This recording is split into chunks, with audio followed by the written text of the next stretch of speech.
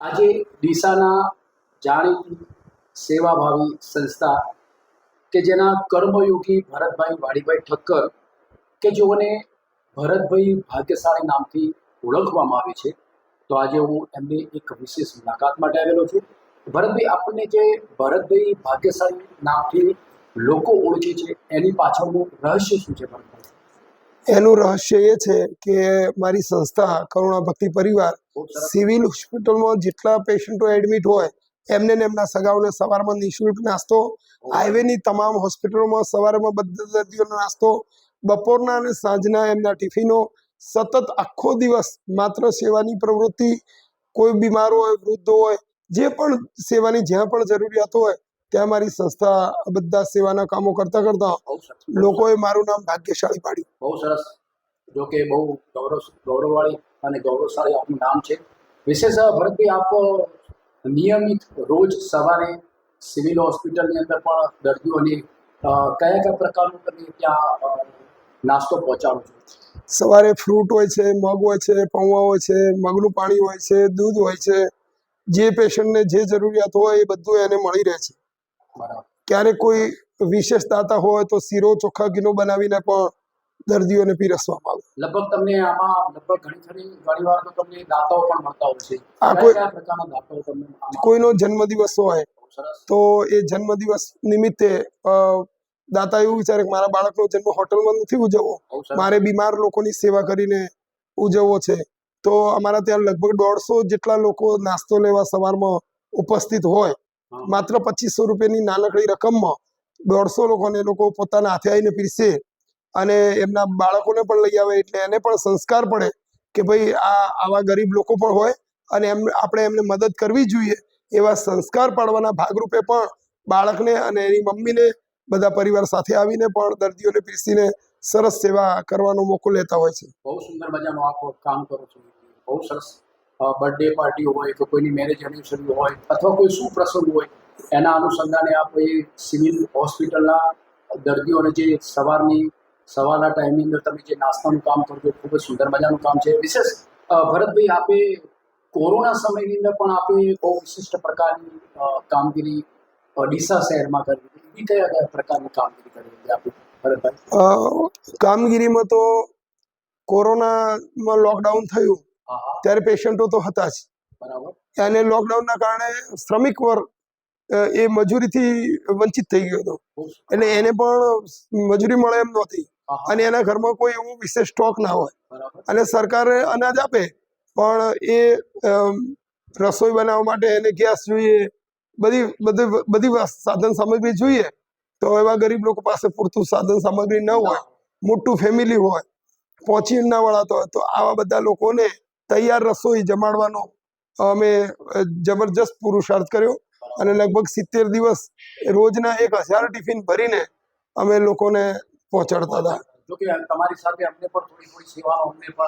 અમારી સાથે પૂરું આખું ગામ જોડાયું હતું. બંધુ સાહેબે એક મેસેજ કર્યો હતો કે ભાઈ જેમને ત્યાં રોટલી બને છે, જેમનું ઘર ચાલે છે, તો 5 રોટલી વધુ બનાવી અને કરુણા ભક્તિમાં આપવી, જે બીજા લોકોને, ગરીબ લોકોને સુધી પહોંચાડી શકાય. એટલે અમે દાળ ભાત અને શાક તો બનાવી દેતા હતા, પણ બંધુ સાહેબના મેસેજથી અમારે ત્યાં રોજ 15,000 જેટલી રોટલી આવતી હતી. મોટા પીપળા ભરીને ચોખ્ખા ઘીથી ચોપડીને રોટલી આવતી હતી. એ રોટલી એટલી બધી મજાની હતી કે લોકોને એમ 70 દિવસનું કોરોનાનું લોકડાઉન ઇઝીલી નીકળી ગયું અને કોઈને ખબર ન પડી. બરાબર. ઘણી બધી તમારી જાણીતી બધી સેવાઓ, તમે એની સાથે ઘણું બધું કામ કર્યું. તમે એમની સાથે કોરોના સમયમાં ખૂબ કામ કર્યું. પારકર ભુવનમાં જઈને પણ અમે પારકર ભુવનમાં પણ આખું મોટું રસોડું ખોલીને ગામની ગરીબ પ્રજાને તો મુશ્કેલી પડવા નહીં દીધી. કોરોના સમયની અંદર બીજું, જે લોકો આખા પરિવારને કોરોના થયો હોય એવા પરિવારને આડોશી પાડોશી પણ કોઈ પાણીનો લોટો ના પાય એવી પરિસ્થિતિમાં એમના ઘરે જઈ પૂરા ફેમિલીનું જે પ્રમાણેનો ફોન આવે એ પ્રમાણેનું એમનું ટિફિન પાર્સલ પેક કરી અને એમના ઘર સુધી પહોંચાડવાનું કામ કર્યું. બહુ સરસ, ખૂબ જ સરસ. જે હોસ્પિટલોમાં કોઈ ને એન્ટ્રી ન મળે અને એવી જગ્યાએ પણ જઈ અને રૂબરૂ બેસીને લોકોને ખવડાવ્યું. બહુ સરસ, ખૂબ જ સુંદર મજાનું આપણે કામ કર્યું છે. ડીસાના દરેક એવા ધાર્મિક જે સંસ્થાઓ છે એની સાથે પણ આપણે સંદર્ભ લઈને બધું ખૂબ જ સુંદર મજાનું કામ કર્યું છે.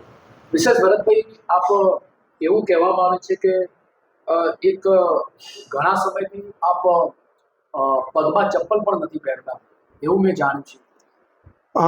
આમ તો મારે દીક્ષા લેવાના ભાવ હતા, પણ મારા બાબાની તકલીફ, શારીરિક તંદુરસ્તી ન હોવાના કારણે મેં દીક્ષા તો મારી મુલતવી રહી. પણ જીવદયાના ભાગરૂપે મેં ચપ્પલ છોડેલા, એ મેં હજુ પહેર્યા નથી. ઘણા સમય 15 વર્ષથી વધુ સમય થયો. 15 વર્ષથી વધુ સમય એટલે આપ પગમાં ચપ્પલ પણ પહેરતા. બહુ જબરજસ્ત આપની કઠોર તપસ્યા છે. આવી 24 કલાકમાં હું બીજી વાર જમતો નથી. એક આસણાનું તપ મારે ચાલે છે. બરાબર બરાબર. વિશેષ ભરતભાઈ, ડીસા શહેરની અંદર આપની ઘણી બધી સંસ્થાઓ તરફથી આપનું સન્માન પણ મળ્યું છે. આમાં તાજેતરની અંદર ડીસા પેન્શનર એસોસિએશન ડીસા તરફથી પણ આપની વિશિષ્ટ સન્માન ત્યાં પણ આપણને પ્રાપ્ત થયું હતું, બરાબર ને? બરોબર. ઘણી બધી સંસ્થાઓ આપણી પણ નોંધ પણ લીધેલી છે. કઈ કઈ સંસ્થાઓ આપણી નોંધ લીધેલી છે સર? ભારત વિકાસ પરિષદ છે. બરાબર. પછી જ્યારે પૂરની પરિસ્થિતિ હતી ત્યારે મામલતદાર ઓફિસથી પણ મને સન્માન પત્ર મળેલું. ત્યાં પણ મેં પૂરી શાકનું આખું 2 ગામને જઈને જમાડ્યું હતું. બરાબર. એ બધું કામ કર્યું. વિશેષ ભરતભાઈ, આપનો હવે હાલ રૂટીન તમારો અત્યારે હાલ જે પ્રવૃત્તિઓ ચાલે છે, અત્યારે હાલ પ્રવૃત્તિઓ કઈ કઈ ચાલે છે રૂટીનમાં? અત્યારે અમારું એક તો સવારે અમે 4 સાડા 4 જાગી જઈએ અને સિવિલનો બધા 150 લોકોનો નાસ્તો બનાવીએ, હાઈવેનો 101 લોકોનો બનાવીએ. એ બધો નાસ્તો બનાવીને પછી એમને વિતરણ કરીએ. બરોબર. પછી અત્યારે અમારી એક આરોગ્ય સુવિધા રથ ચાલે છે. આ જે પેશન્ટ પાસે ઘરે જવાનું પોતાનું ગાડી ના હોય એને અમારી આરોગ્ય સુવિધા રથ ઘરે મૂકવા જાય છે. ગઈકાલે અમે એક ડિલિવરીનું પેશન્ટ પાથાવાડા મૂકી આવ્યા. એવી રીતે રોજે રોજ જે પણ પેશન્ટને ઓપરેશન, કોઈ પણ સર્જરી થઈ હોય, રિક્ષામાં કે બસમાં ન જઈ શકે તો પેશન્ટ અને એના સગાઓને લઈ અને એનું ઘર જ્યાં હોય ત્યાં બહુ સરસ રીતે એ પેશન્ટને મૂકવા જવું. બહુ સરસ. એને આરોગ્ય રથ, એનું આરોગ્ય સુવિધા રથ નામ આપ્યું છે. આરોગ્ય સુવિધા રથ નામ આપવામાં આવ્યું છે. બરાબર. બહુ સુંદર મજાનો આપ વિશિષ્ટ સેવાઓ કરી રહ્યા છો. એક આરોગ્ય રથવાળી પણ એક સુંદર મજાની આપની એક ડીસા શહેર, ડીસા તાલુકાની આપણી ઘણી બધી લોકોની સેવાઓ મળી રહી છે. ખૂબ જ ધન્યવાદને પાત્ર છે. ભરતભાઈ, વિશેષ આવનારા સમયની અંદર આપણો સેવાકીય પ્રવૃત્તિમાં શું હોય છે આપનું આવનારા સમયની અંદર? આવનારા સમયમાં મારે એક આખું એક ડાયટ સેન્ટર ઊભું કરવું છે કે જે ડાયટ સેન્ટર ઉપર જે પેશન્ટને એડમિટ થાય અને ઘરે ન જાય ત્યાં સુધી એની જમવાની તમામ પ્રકારની વ્યવસ્થા એ ડાયટ સેન્ટર ઉપરથી કરવાની. એને કોઈ પણ પ્રકારના જ્યુસ છે, ફ્રૂટ છે, એને ખીચડી જોઈતી હોય, મગ જોઈતા હોય, પાપડ જોઈતો હોય, દૂધ જોઈતું હોય, શીરો જોઈતો હોય, રાબ જોઈતી હોય અને કાંઈ પણ જોઈતું હોય તો એ બધું પ્રોટીન વાળું પણ જે પણ આહાર જોઈતો હોય. પછી આઈસીયુના પેશન્ટો હોય જેને નળીથી લિક્વિડ આપવાનું હોય, એ બધું વ્યવસ્થા, એ બધું પહોંચાડવાનું. એટલે જે લોકો રસોડું નથી લાયા એમનું આ રસોડું બની રહે, એ લોકો માટેનું આ રસોડું બની રહે અને એ લોકો એમને પોતાને જેવું ગમે અને જેવું જોઈએ એવું મંગાવીને એના દર્દીને હાજર કરીને ઘરે લઈ જાય. બહુ સુંદર મજાની વાત કરી આપે. વિશેષ ભરતભાઈ, આજે આપની સાથે ખૂબ જ સેવાકીય પ્રવૃત્તિની ખૂબ જ સુંદર મજાની વિશેષ વાતો પણ થઈ. ભરતભાઈ, એક બીજું પણ એક બહુ સુંદર મજાનું કામ કરો છો કે જે લગ્ન પ્રસંગોની અંદર જે જમવાની જે વસ્તુઓ વધતી હોય, બરાબર, એને પણ તમે એ એકઠી કરીને લોકો સુધી, બીજા સુધી પહોંચાડવાનું પણ તમે એક કામ કરો છો. એમાં શું હોય છે, કેવી રીતે કરો છો? જેનો લગ્ન પ્રસંગ બપોરે 2 વાગે ભોજન સમારંભ પતી જાય પછી જે રસોઈ વધી હોય, ધારો કે પનીર શાક છે કે શીરો હોય, સારા ભાત હોય, આ બધું મોંઘું જ હોય. કોઈ સસ્તું તો કોઈ પ્રસંગમાં વાપરે જ નહીં. ચોખ્ખા ઘી બહુ સરસ વાનગી બનાવેલી હોય, હવે એ ફેંકવા જાય તો ઘરધણીનો પણ જીવ બગડે કે ભાઈ આ કોઈના પેટમાં જાય તો સારું. તો લોકો મારો નંબર શોધીને મને ફોન કરે અને હું મારું સાધન લઈ અને હું એમના ત્યાંથી મારા ડબ્બા વાસણો બધું લઈને જાઉં અને હું ત્યાંથી બધું ભરી અને સિવિલ હોસ્પિટલમાં ગોઠવી દઉં. અને ત્યાંથી બધું જ દર્દીઓ ત્યાં 150-200 લોકો હાજર જ હોય, એટલે મારે કોઈને બોલાવવા જવું પડે નહીં. એટલે 5 સાડા 5 હું એ બધાને નાસ્તો આપી દઉં. ત્યાં સુધી તમે એ લોકો સુધી પહોંચાડો? હા. 3 વાગે લેવા આવજો એટલે 4 સાડા 4 પાછું આવું અને 5 સવા 5 આજુબાજુ બધું વિતરણ કરી નાખું. એ લોકો ગરમા ગરમ ખાઈ લે. બહુ સરસ. ખૂબ જ આજે ભરતભાઈ સાથે બહુ જ સુંદર મજાની એમની સેવાકીય પ્રવૃત્તિઓની બહુ જ સુંદર મજાની વાતો થઈ. વિશેષ આજના તબક્કે આપની હું પણ તમને ખૂબ જ શુભેચ્છાઓ પાઠવું છું કે આવનારા સમયની અંદર આપ સમાજ સાથે એક આપની વિશિષ્ટ સેવાઓ સાથે ખૂબ જ ઉમદા કામ કરો એવી તમને હૃદયપૂર્વકની શુભેચ્છાઓ પાઠવું છું.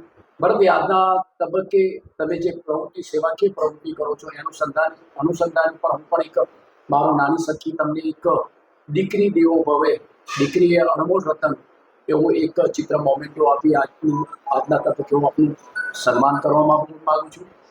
ચોક્કસથી મારું સન્માન સહર સ્વીકારજો.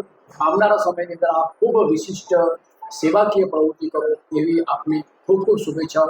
જય શ્રી રામ, જય શ્રી રામ, જય જલારામ, જય જલારામ, જય જલારામ.